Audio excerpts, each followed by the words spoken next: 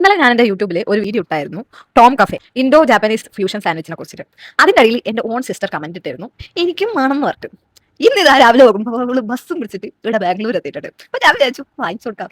അങ്ങനെ വാങ്ങിച്ചു കൊടുത്തു. എന്നിട്ട് നമ്മൾ കഴിച്ചു. അത് ഫിനിഷ് ചെയ്തു. നമ്മൾ ചിക്കി ഒയാക്കോ സാൻഡോ ആണ് വാങ്ങിച്ചത്.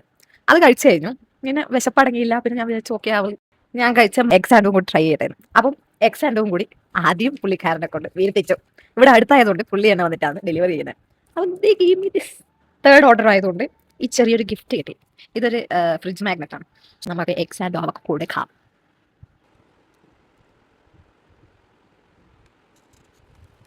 എനിക്ക് മുട്ട ഇഷ്ടമായതുകൊണ്ട് ഭയങ്കര ഭയങ്കര ഇഷ്ടം. മറ്റേ നമ്മൾ ഇതുവരെ കഴിക്കാത്ത ചിക്കൻ ഒരു ടേസ്റ്റ് ഉണ്ട്, കുറച്ച് ജ്യൂസി ആയിട്ട് സംഭവം. ഇത് മുട്ട ഇഷ്ടപ്പെടുന്നവർക്ക് ബെസ്റ്റാണ്. രണ്ടും ഇഷ്ടമായി. ചിക്കൻ്റെ എന്തായാലും മസ്റ്റ് ട്രൈ, കാരണം അത് നമ്മൾ ഇവിടെ നാട്ടിൽ കഴിക്കാത്ത ചിക്കൻ, നമ്മൾ നാട്ടിൽ കഴിക്കാത്ത ടൈപ്പ് ഓഫ് സാധനമാണ്. അപ്പോൾ അതൊരു മസ്റ്റ് ട്രൈ ആണ്. സാലഡ് പോലത്തെ പാക്കറ്റ് ആണ്. എനിക്ക് ഇത് ഒരു ഡിഫറെന്റ് ആയിട്ട് തോന്നി. ബിക്കോസ് ഇത് നമ്മളൊരു ഉപ്പ് വെള്ളത്തിൽ ഇതൊക്കെ ഉണ്ടാവുക. ഇതെന്ന് വെച്ചാൽ ചെറിയൊരു തേനും ഉപ്പും എല്ലാം കലർന്ന സാധനം. ഇന്നും ഡിഫറെന്റ് ടേസ്റ്റ് ഉണ്ട്.